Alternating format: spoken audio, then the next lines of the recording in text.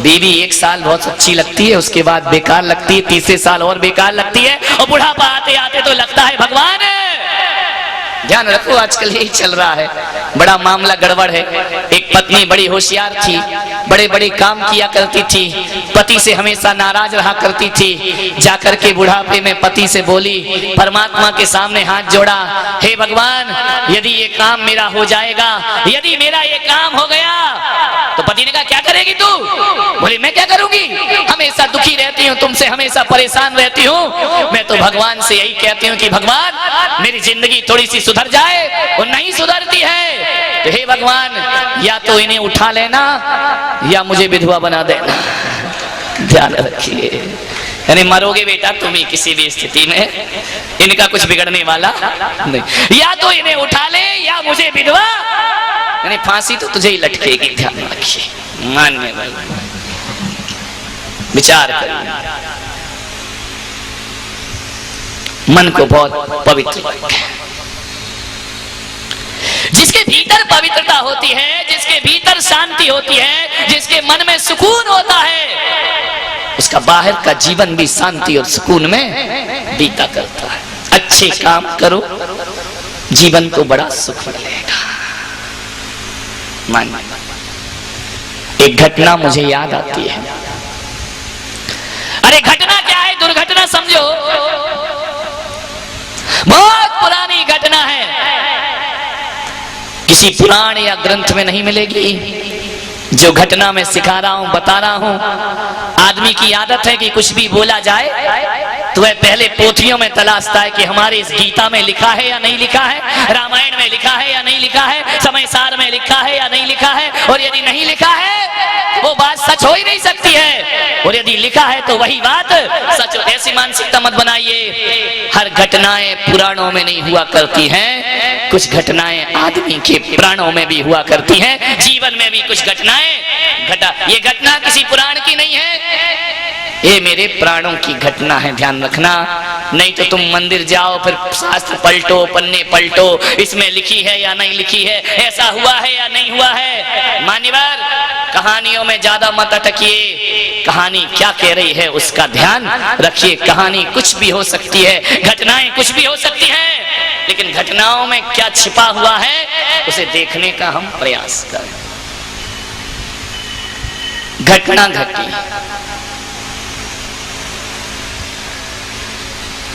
राजा नाभिराय अपने राज दरबार में बैठे। नाभिराय जानते कौन हुए महाराज नाभिराय? ऋषभदेव के पिता, प्रथम तीर्थंकर ऋषभदेव के पिता। बड़े सौभाग्यशाली रहे होंगे जिनके घर में तीर्थंकर जैसी आत्माओं का जन्म हुआ करता है। बड़ी जय जयकार हो रही है राजा नाभिराय की। यूं तो नारी को हर जगह दोयम दर्जा दिया जाता है, यूं तो नारी को हमेशा दूसरे नंबर पर रखा जाता है, लेकिन कई नारियां ऐसी हैं जहां पुरुषों को भी पीछे छोड़ दिया करती हैं। वह हुआ करती है कि 100 नारी 100 सुत को जनती रहती, 100 ठौर, और तुमसे सुत को जनने वाली जन्नी महती क्या है। और ध्यान रखना, तीर्थंकर की जननी जिसे पुरुष भी प्रणाम किया करते हैं, और सौधर्म इंद्र भी आकर जिसकी वंदना किया करते हैं। क्या पुण्य होगा उस नारी का जिसकी कोख से तीर्थंकर जैसी आत्माओं का जन्म हुआ करता है। हर कोई जय जयकार कर रहा है, प्रशंसा कर रहा है। राजा नाभिराय की जय हो, प्रजा वत्सल नाभिराय की जय हो, प्रजा पालक नाभिराय की जय हो, अंतिम कुलकर नाभिराय की जय हो, और अंतिम मनु नाभिराय की जय हो। सारे लोग जय जयकार कर रहे हैं। एक बात ध्यान रखना दिल्ली वालों, ये जय जयकार इतनी आसानी से नहीं मिला करती है। जय जयकार को पाने के लिए जीवन को एक तपस्या में ढालना बहुत जरूरी होता है। अरे हाहाकार तो सबको मिल जाएगी, लेकिन जय जयकार सबको नहीं मिला करती है। और ये दुनिया है मेरे भाई, यहाँ वाह वाह करने में भी टाइम नहीं लगता है, और हाय हाय करने में भी टाइम नहीं लगता। दुनिया इसी का नाम ही बाय बाय, अभी बाय बाय करेगी, थोड़ी देर बाद हाय हाय करना भी शुरू कर देगी। मान्य राजसभा में बैठे हैं नाभिराय, प्रशंसा किसी की हो रही है तो इससे ईर्ष्या मत करना कभी जीवन में। हरे किसी की प्रशंसा बर्दाश्त ना हो तो बुराई मत करना और मन में ईर्ष्या मत रखना, बल्कि ये प्रयास करना कि मैं भी कोई ऐसा काम करके दिखाऊं कि ये जय जयकार मुझे भी प्राप्त हो जाए। ऐसे कोई कृत्य करिए। मान्यवर, किसी की प्रशंसा से, किसी की प्रभावना से जलो मत, किसी के प्रचार प्रसार से जलिए मत। कुछ ऐसे काम करिए हमें भी जीवन में प्रशंसा की प्राप्ति हो जाए। प्रशंसा वैसे बहुत खतरनाक हुआ करती है। थोड़ी सी प्रशंसा हुई कि जीवन फिसल जाता है। और मैं तो ये कहता हूं कि फूलों से अच्छे तो खार होते हैं, फूलों से अच्छे तो खार होते हैं जो दामन थाम लिया करते हैं। फूलों ने आज तक किसी का दामन न थामा, लेकिन कांटों के पास से निकलो तो वो हमारा दामन थाम लिया करते हैं। ध्यान रखना। धीरे धीरे बोलूं, मेरा गला काम नहीं कर रहा, सुनो आराम से। कभी कभी शांति से भी सुना करो, शांति का प्रवचन है, कुछ तो शांति रखो। ये भी नहीं खींच पा रहा है।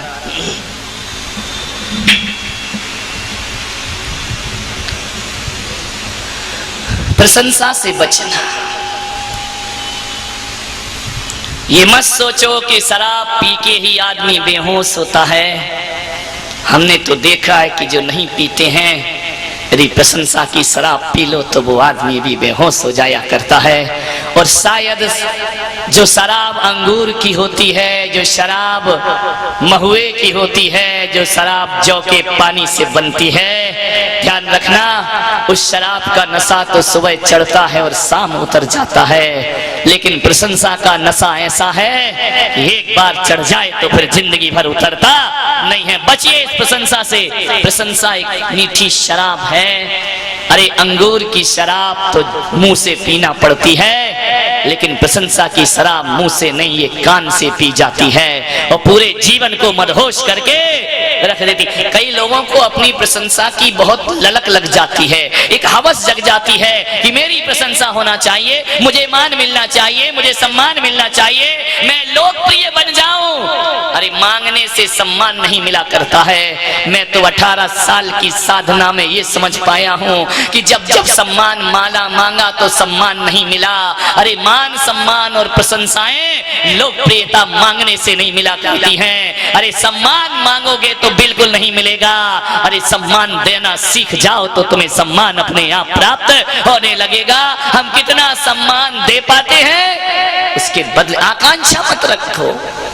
सम्मान करके जो सुख मिलता है ना, अच्छे काम करके जो शांति मिलती है ना, वही हमारे जीवन का सबसे बड़ा पुरस्कार होता है और वही हमारे जीवन का सबसे बड़ा सम्मान होता है। और मैं तो इतना कहता हूं, ऐसा जीवन बनाओ कि दुनिया सम्मान करे या ना करे, परमात्मा हमारा सम्मान अपने आप करने लगे। ध्यान रखिए, भगवान की नजरों में उठो। दुनिया की नजरों में उठ गए तो क्या हुआ, अपने आप की नजरों में ना उठ पाए तो इन सम्मानों का कोई मूल्य नहीं हुआ करता है। अपनी नजरों में उठो, ईश्वर की नजरों में उठो। बड़ी प्रशंसा हो रही थी नाभिराय की। नाभिराय ने जैसे ही देखा कि जो आ रहा है वो मेरी प्रशंसा कर रहा है, मेरे चरणों में सिर झुका रहा है, मेरे बारे में अच्छे अच्छे शब्द और अलंकारों का प्रयोग किया जा रहा है। नारद महाराज नाभिराय भरी सभा में अपने दूत को आदेश किया, सेवक को आदेश किया कि सारी जनता जो मेरे गुणगान कर रही है, यशो गाथाएं गा रही है, मैं चाहता हूं इस भरी सभा के बीच दर्पण लाया जाए। लोगों को आश्चर्य हुआ कि यार ये राजा के, अभी देखो अभी प्रशंसा हो रही थी, अभी कहने लगे राजा कैसा है, सभा में दर्पण बुला रहा है। अरे श्रृंगार कक्ष अलग हुआ करते हैं राजाओं के, भरी सभा में दर्पण देखना ये तो अशोभनीय बात हुआ करती है। और जब राजा ही भरी सभा में दर्पण देखेगा तो प्रजा का क्या होगा इस दुनिया में। इतना सोच ही रहे थे, नाभि राय ने कहा कि दर्पण पेश किया जाए। और जैसे ही दर्पण आया, नाभि राय ने दर्पण में अपना चेहरा देखा। लोगों को कहा लगा कि शायद हम झूठी प्रशंसा तो नहीं कर रहे थे राजा की, ये तो दर्पण में अपना चेहरा देखा करते हैं। अरे दर्पण में नारी चेहरा देखे तो देखे, ये तो पुरुष होकर के दर्पण में अपना चेहरा मैंने कहा ना, वाय वाय और हाय हाय में ज्यादा देर। राजा नाभि राय ने दर्पण देखा। आप भी रोज दर्पण देखते हैं, रोज शीशा देखते हैं, और देखकर आ रहे होंगे, और नहीं आ पाते तो किसी कार में लगे को थोड़ा झुक के देख ही लेते हो। किसी की स्कूटर में लगा है, बात भी करते जाते हो, निगाहें वहीं रहती है कि मेरा चेहरा कैसा दिखाई दे रहा है। और तो और आजकल तो महिलाएं तो छोड़ो, पुरुष भी बिना दर्पण के नहीं रहा करते हैं, उन्हें भी दर्पण देखने का शौक लगा है। अरे भर में भले सिर से गंजे हो, लेकिन दर्पण देखने का मजा ही कुछ और हुआ करता है। ध्यान रखिए, गंजे लोग भी दर्पण देखते हैं। गंजों की जिंदगी भी बड़ी अजीब जिंदगी है। लोग कहते हैं बड़े किस्मत वाले होते हैं। एक से मैंने पूछा, यार तेरे बाल, मेरे भी जा रहे हैं, मैं भी वही किस्मत वाले ही समझू। एक से मैंने पूछा, भाई तेरे बाल किनारे में तो हैं और बीच से गायब है, बात क्या है? मालूम है उसने क्या कहा? अरे महाराज, इसमें सोचने की क्या बात है, चमन उजड़ गया फिर भी बहार बाकी है, चमन उजड़ गया फिर भी बहार बाकी है, और पंडाल गायब है बस थोड़ी सी कनात बाकी। ध्यान रखिए, विचार, पंडाल उड़ गया, कनाते बची हैं, थोड़ी सी कनात ही संभाल लेते। एक आदमी के तो 4-6 बाल आगे थे, रामलाल उसी में कंघी करता था। ध्यान रखिए, विचार करें। नाभि राय ने दर्पण देखा। मैं आपसे निवेदन करूंगा कि दर्पण देखो, रोज देखो, खूब देखो, और दिन में 1000 बार देखो, लेकिन एक बात ध्यान रखना कि दर्पण में अकेला चेहरा मत देखो, दर्पण में अपना चरित्र भी देखने का प्रयास करिए, तो आपका दर्पण देखना सार्थक हो जाएगा। चेहरा तो सभी देखते हैं, लेकिन कभी चरित्र देखो।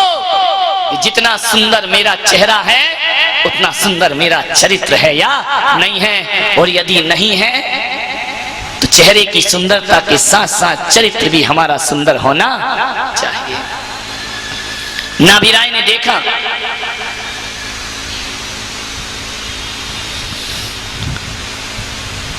इसलिए देखा नाभि राय ने दर्पण कि ये जो हजारों लोग मेरी प्रशंसा कर रहे हैं, मैं जरा अपना चेहरा तो देख लूं कि मैं इस प्रशंसा के लायक हूं या नहीं हूं। आपसे भी निवेदन है, जब आपकी कोई प्रशंसा करे, जब आपकी कोई बड़ाई करे, जब आपके कोई गुणगान गाए, तो दर्पण में अपना चेहरा देख लेना। महिलाओं तुम जरूर देख लेना, क्योंकि इनके पास तो कंघी होती है, शीशा तो तुम्हारे पर्स में रखा होता है, वह छोटा सा शीशा भी तुम्हारे पर्स में होता है। ध्यान रखिए, निकाल के शीशा तुरंत देखिए, मैं इस प्रशंसा के योग्य हूं या नहीं हूं।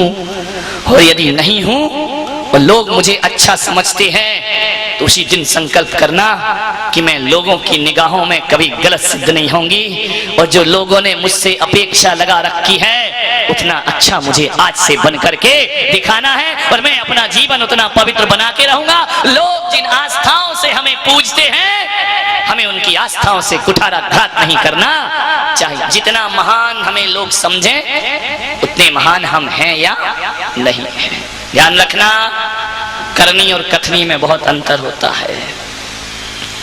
कहना आसान है, लेकिन करना बहुत कठिन होता है। जमीन पे खड़े होके चांद को देखना बहुत आसान है, लेकिन चांद तक पहुंचना जिंदगी में बहुत कठिन काम हुआ करता है। पूरी जिंदगी भी दबाव दाव पर लगाओ तो चांद पे नहीं पहुंच सकते हैं। एवरेस्ट को देखना आसान है, लेकिन एवरेस्ट की चोटी पर पहुंचना बहुत कठिन काम हुआ करता है। अरे ज्ञान की बातें करना बहुत आसान है, लेकिन उस ज्ञान को आचरण बनाना जीवन का बहुत बड़े काम हुआ बहुत कठिन काम हुआ करता है। मेरे भाई, 1000 चलते हैं, 100 पहुंचते हैं, 1000 चलते हैं 100 पहुंचते हैं, और 100 में से 10 सुन पाते हैं, और 10 में से कोई एक होगा जो जीवन को बदल पाता है। ये मत सोच इस पंडाल में बैठे सारे लोग बदल जाएंगे। 1000 चलते हैं 100 पहुंचते हैं, और 100 में से 10 सुनते हैं और एक सुधर पाता है, और एक भी सुधर आए तो फिर संत का बोलना सार्थक और सफल हो जाया करता है।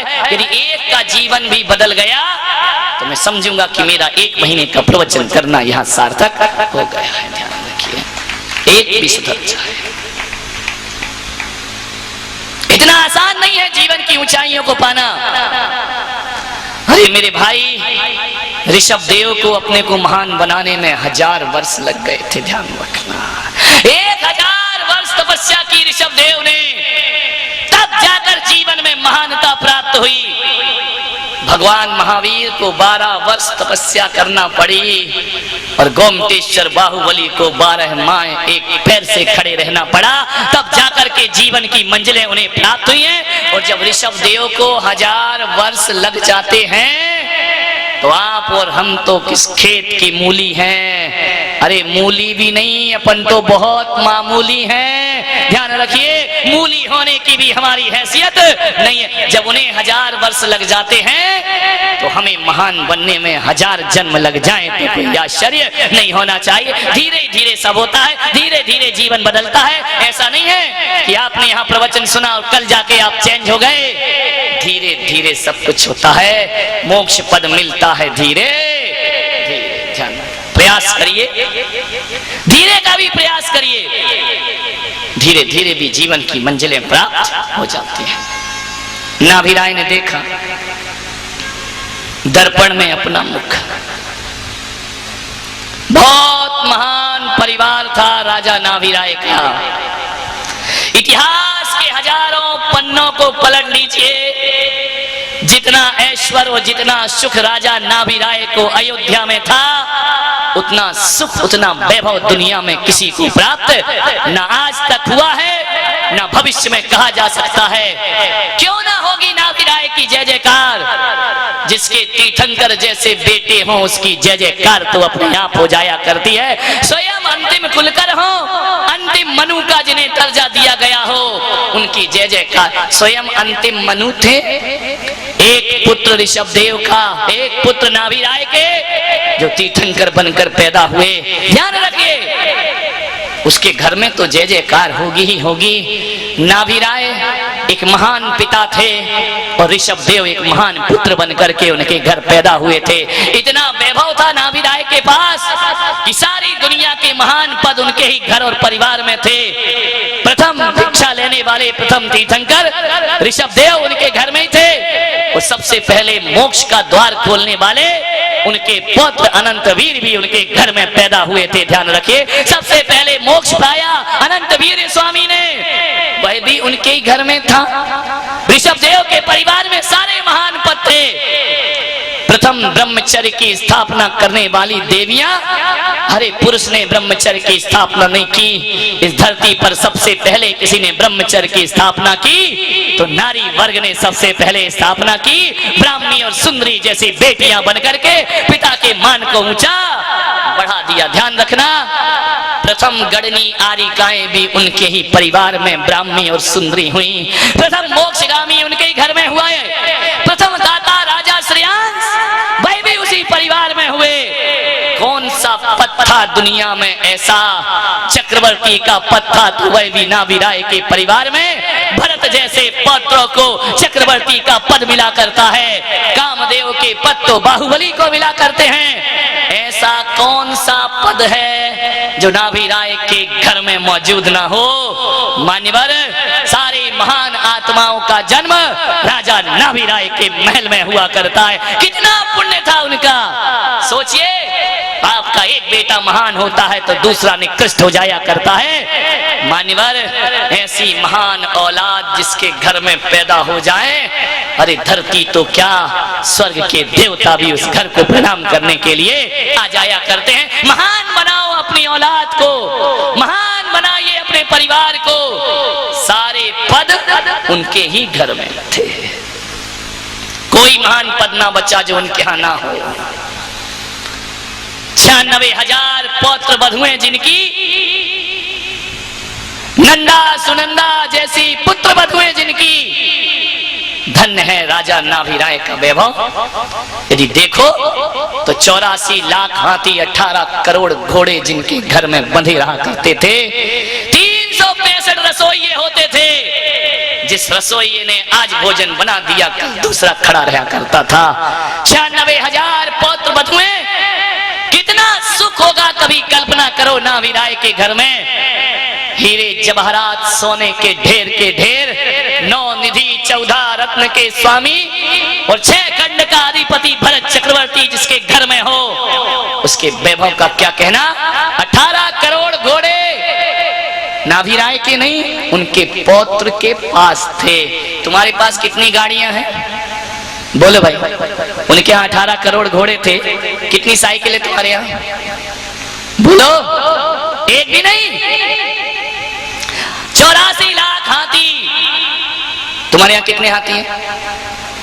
बोलो। तुम्हारे यहाँ तो होंगे ना। इधर मत देखो, ये इंसान है, ये तो हर मोटे को तुम हाथी कह के बुलाओ। ध्यान रखिए। 84 लाख हाथी और तुम्हारे घर में एक भी हाथी नहीं होगा। 18 करोड़ घोड़े। तुम्हारे घर में कितने घोड़े हैं? बोलो। इधर तुम्हारे घर में घोड़े, एक भी घोड़ा तुम्हारे घर में नहीं है। शादी भी होती है तो किराए का घोड़ा लेकर के चले आते। एक घोड़ा भी। अरे घोड़ा तो बहुत बड़ी बात है भाई। दिल्ली वालों, तुम्हारे पास एक आध गधा तो होगा। बोलिए सतीश, कितने गधे हैं तुम्हारे घर में? कौन है? कृष्णा कह रही एक मिल गया, 2 की जरूरत ही नहीं है। ध्यान रखिए। एक महिला से मैंने पूछा कि ये बताओ, दूल्हा जब भी शादी होती है तो घोड़ी पर ही बैठ कर क्यों आता है, गधे पे बैठ के क्यों नहीं आता है? दुल्हन ने बड़े प्यार से जवाब दिया कि महाराज, एक गधा दूसरे गधे पे नहीं बैठ सकता है, इसलिए वह घोड़े पर बैठकर आता। ध्यान रखिए।